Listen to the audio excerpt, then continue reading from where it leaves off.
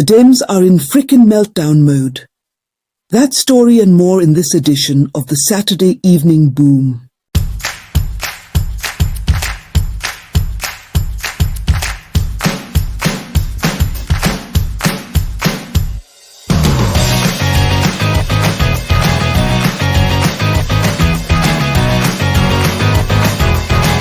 Welcome to the Saturday Evening Boom, blowing up the daily news.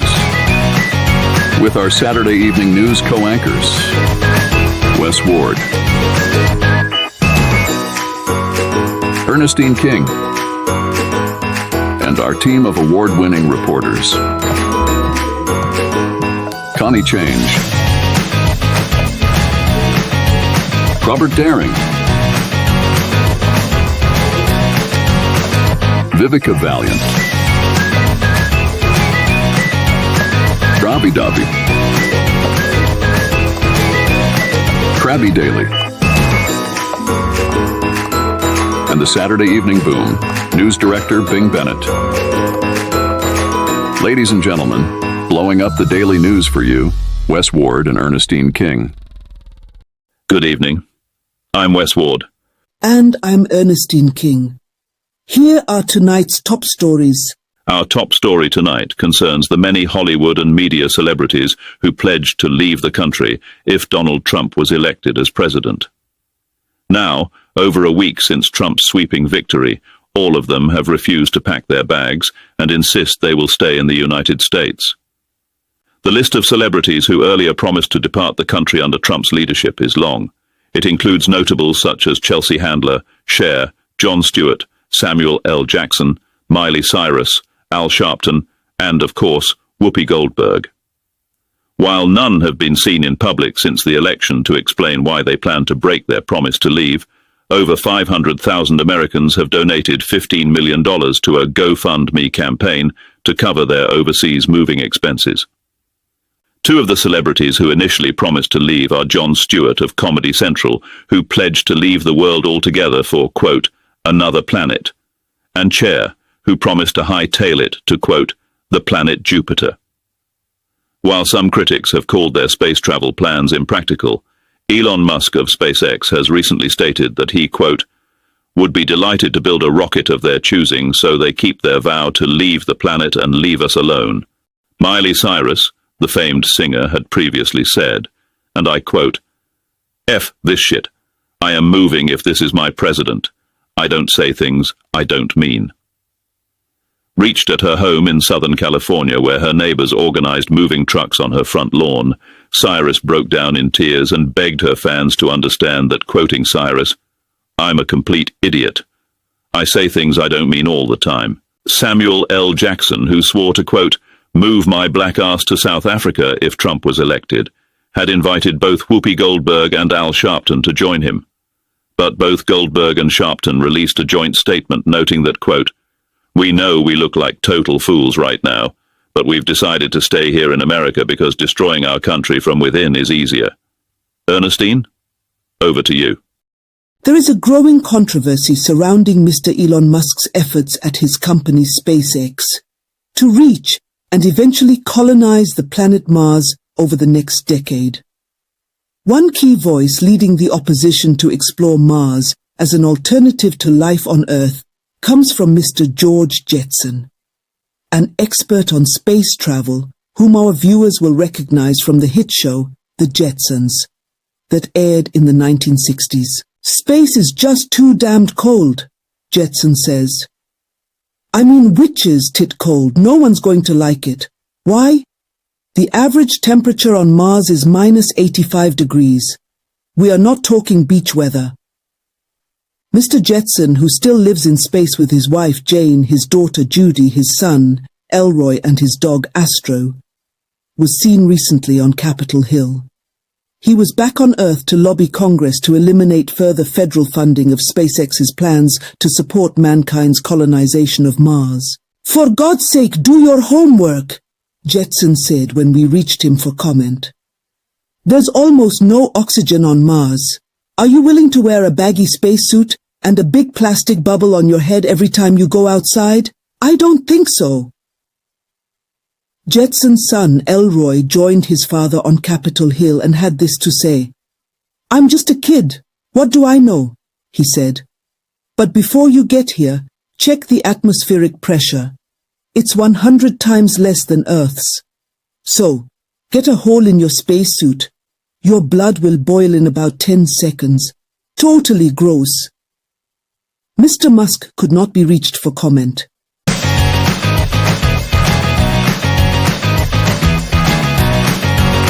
As viewers know from our previous coverage, retailers across the state of California have been the victims of rampant crime because the state law has defined the theft of property worth $1,000 or less as a misdemeanor instead of a felony. Criminal gangs took advantage of the measure and overwhelmed California's retailers by sending thousands of hooligans into malls and major outlets to steal expensive goods, knowing full well if they were caught, there would be little to no punishment.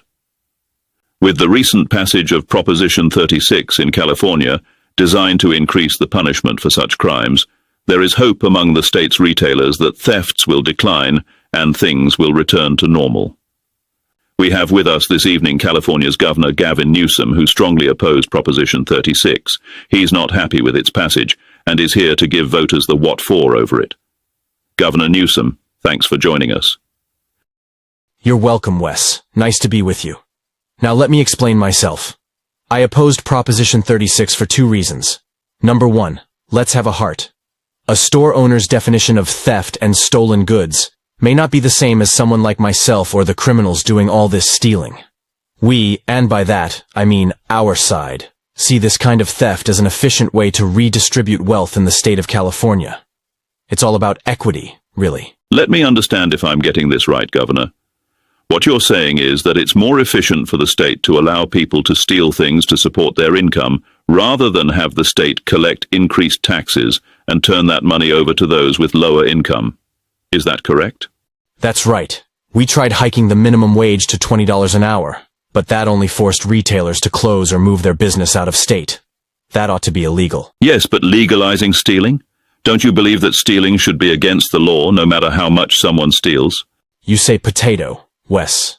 I say potato. In fact, I am so pissed off this measure was passed that I'm going to have the law struck down in the courts. Why not? They have nothing better to do. Courtrooms have been ghost towns because stealing was legalized. Are you sure that's the right thing to do, Governor? That seems to be going a bit too far. Wes, the problem has not been the laws in place. The problem has been that the crooks doing the stealing simply can't afford to buy a calculator that they can bring with them on a crime spree. Very few crooks can do the math in their head to know they've reached the $1,000 limit for stealing. We don't need to change the law. We need the state to provide all of these criminals a free calculator, so they can steal more accurately and stay under the legal limit for what constitutes a crime. That's the solution here. Governor Newsom, thank you for enlightening us, I think, and thank you for joining us. Thank you, Wes. We are pleased to have with us in the studio this evening Mr. Junior Joseph, leader of a Haitian gang that was unjustly accused of eating the dogs and cats in Springfield, Ohio that everyone's heard about. Our viewers will recall the racist misinformation campaign that took place during the recent presidential election. Mr. Joseph is here to tell us his side of the story and set the record straight. Welcome, Mr. Joseph. Please, call me Junior. And thank you for taking the time to let me explain what actually happened in Springfield. To be honest, we did eat a lot of dogs and cats. We ate them in Haiti before we came to America, and we eat them here. It's not a big deal. Wait a minute, Junior. You're telling me that the stories were true? Do you mean to say you and your gangs actually ate dogs and cats? Yes, we did. To be clear, we did not eat dog food or cat food. That's sickening. We simply ate the dogs and cats we could find because we were hungry and they are tasty. My word. Just how many did you eat, 1 or 2? No. I think we barbecued a few hundred dogs and a few dozen cats. We went after the fattest ones we could find. They taste better. Everyone knows that. Several hundred pets. Please tell me these were stray animals and not family pets. I'm sure our viewers would appreciate knowing that. Oh, I'm sure they were family pets. We found most of them in people's backyards or on their front doorsteps. A few were chained to posts outside of stores. We tried to avoid stealing them from children walking their pets on a leash, but they were fair game too. You know, like taking candy from a baby. Cats? Now they're a different story. I think word got out in the cat community we were coming, so we had to chase a lot of them up trees to catch them. I just don't know what to say. Can I ask you a question, Ms. Ernestine? I feel like we understand each other. Yes, what is it, Junior? Would you know anyone who has an extra pet or two you'd like for us to walk, dog sit, or adopt? We're about out of time. Junior, thank you for coming, I think.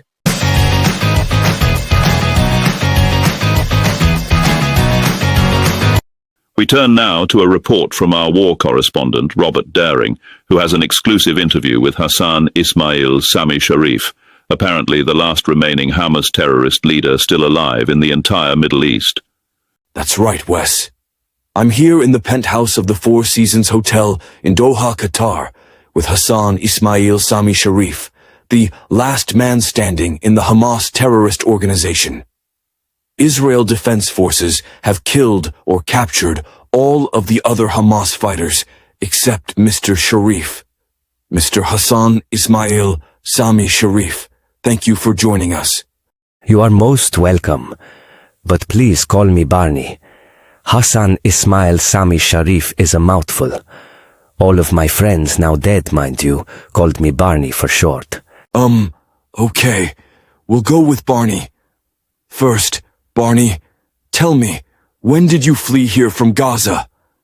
It must have been a long and difficult journey.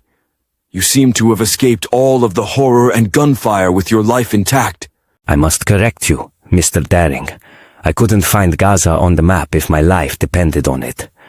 This 5-star hotel has been my home for 25 years, and I am quite happy here. The view of the Persian Gulf and the Olympic-sized pool just outside my window is outstanding. If you have some time, we can go for a swim. The breakfast menu here is outstanding as well. You should try it. I don't understand. There are millions around the world and on college campuses in America chanting death to the Zionists, and from the river to the sea. They stand against your repression and in support of your cause. Surely you must hear them. What message do you have for them? After all, you are the last remaining terrorist leader fighting for their cause. The only last remaining thing I have fought for lately is the baked halibut at the Michelin star restaurant downstairs. I think you must understand that there are terrorist leaders like myself who enjoy the pleasures of life. And there are the terrorists themselves, who for minimum wage enjoy running around in dirty tunnels, shooting guns and killing people. That is not the life for me, my friend. You must be kidding me.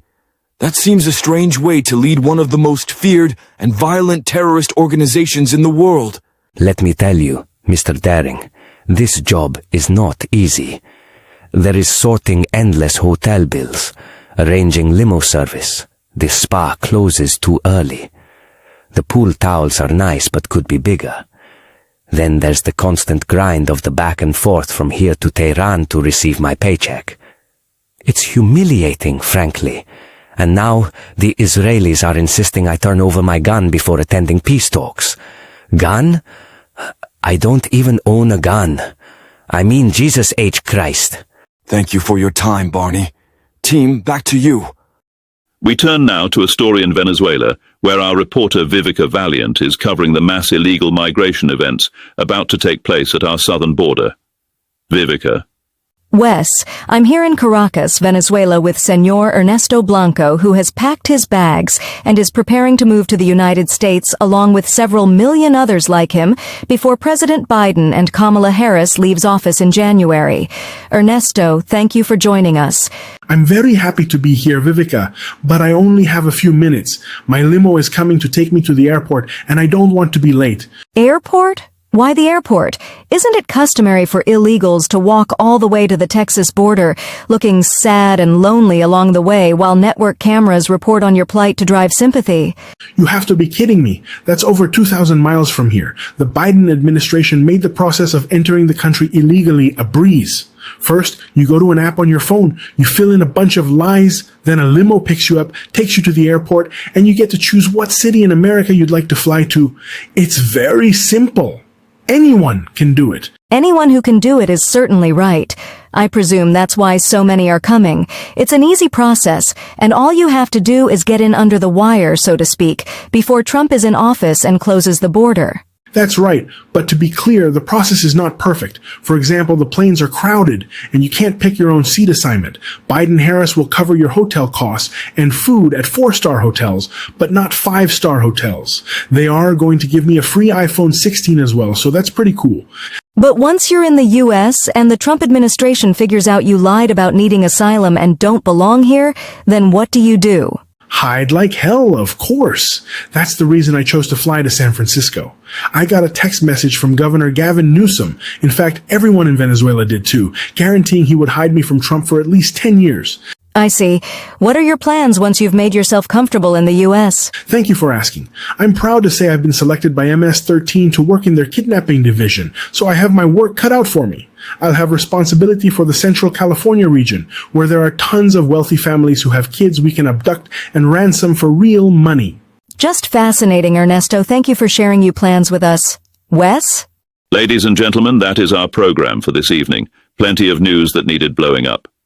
I am Wes Ward, and I make the news.